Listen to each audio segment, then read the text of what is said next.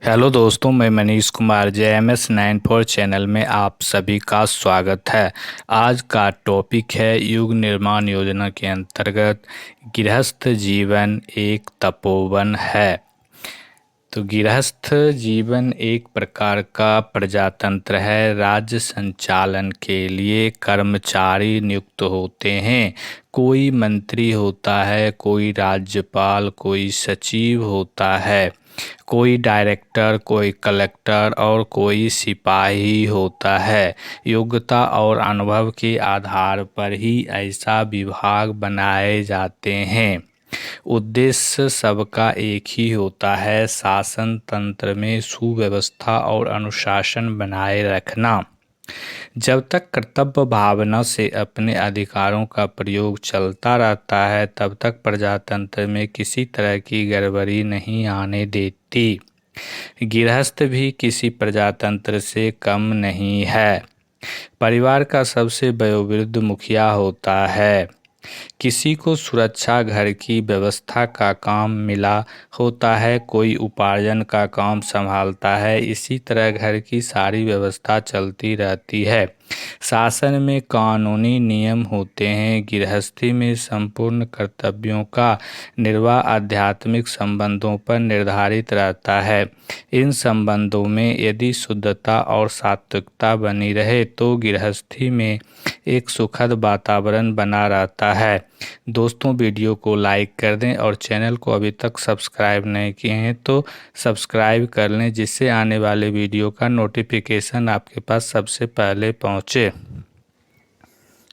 इन संबंधों में यदि खटाई उत्पन्न हो गई तो वही गृहस्थ नारकीय यंत्र नाव में घिर जाता है। परिवार के अमन चैन मिट जाते हैं। सारा घर लड़ाई का अखाड़ा बन जाता है।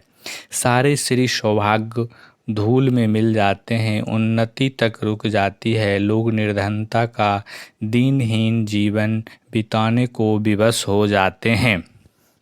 परिवार में जब अपने अपने स्वार्थ का भ्रष्टाचार बढ़ता है और लोग कर्तव्य की आध्यात्मिक भावना को भुला देते हैं, तभी गृहस्थ की दुर्दशा होती है। कितने कृतज्ञ होंगे वे लोग जो अपने स्वार्थ के लिए परिवार के प्रति अपने उत्तरदायित्व भुलाकर अपना चूल्हा चौका अलग रखने में अपनी बुद्धिमानी समझते हैं। किसी ने ऐसे कुटिल व्यक्तियों को कभी फलते फूलते भी नहीं देखा होगा, जो फूट के बीज बोकर सारी पारिवारिक व्यवस्था को तहस नहस कर डालते हैं। पिता अपने पुत्र के लिए सारे जीवन भर क्यों नहीं करता? शर्म करता है। जब पुत्र सो रहा होता है तब गए रात उठकर खेतों में जाता है, हल चलाता है अथवा मजदूरी करता है, नौकरी करता है। क्या ये सब कुछ अपने लिए करता है? नहीं। एक व्यक्ति का पेट पालना हो तो 200 से 300 रुपये की मजदूरी काफ़ी है। शर्म करने का क्या लाभ? पर बेचारा बाप सोचता है बच्चे के लिए दूध की व्यवस्था करनी है, दवा लानी है, कपड़े सिलाने हैं, फीस देना है, पुस्तकें लाना है और उसके भावी जीवन की सुख सुविधाओं के लिए कुछ छोड़ भी जाना है। जब तक शक्तियाँ काम देती है कोई कसर नहीं उठा रखता अपने पेट को गौण मानकर बेटे के लिए। आजीवन अनवरत श्रम करने का साहस करने का बाप ही कर सकता है। पाल पोस कर बड़ा कर दिया, शिक्षा दीक्षा पूरी कराई, विवाह शादी करा दी, धंधा लग गया, पिता से पुत्र की कमाई बढ़ गई, उसके अपने बेटे हो गए, स्त्री की आकांक्षाएं बढ़ी, बेटे ने बाप के सारे उपकार पर पानी फेर दिया, कोई न कोई बहाना बनाकर बाप से अलग हो गया। हाय रे तृष्णा, हाय रे अभागे, इंसान तो कितना नीच है, कितना पतित है। जिस बाप ने तेरे लिए इतना सब कुछ किया है और तू उसकी वृद्धावस्था का पाथेय भी न बन सका, इस कृतज्ञता से बढ़कर इस संसार में और कौन सा पाप हो सकता है? अपने स्वार्थ भोग लिप्सा स्वेच्छाचारिता के लिए बाप को ठुकरा देने वालों को पामर न कहा जाए तो और कौन सा संबोधन उचित हो सकता है? पिता परिवार का अधिष्ठाता, आदेशकर्ता और संरक्षक होता है। उसकी जिम्मेदारियां बड़ी होती है। सबकी देखरेख, सबके प्रति न्याय, सबकी सुरक्षा रखने वाला पिता होता है। क्या उसके प्रति अपेक्षा का अभाव मानवीय हो सकता है? कोई राक्षसवृत्ति का मनुष्य ही ऐसा कर सकता है जो अपने माता पिता को उनकी वृद्धावस्था और सहाय छोड़ देता है। परिवार में माता पिता को सम्मान मिलता है तो उसके दीर्घकालीन अनुभव, योग्य संचालन, पथ प्रदर्शन, भावी योजनाओं को नियंत्रित करने का लाभ भी परिवार को ही मिलता है। अपने प्रेम, वात्सल्य, करुणा, उदारता, संगठनात्मक बुद्धि से वे सब पर छाया किए रहते हैं, परिवार का पालन करते हैं। माता पिता की इज्जत करना, उसकी उचित सेवा टहल देख रेख रखना परमात्मा की उपासना से कम फलदायक नहीं होती। माता पिता का आशीर्वाद पाकर संतान की आकांक्षाएं तृप्त होती हैं। जीवन सुमधुर, नियमित और बाधा रहित बनता है।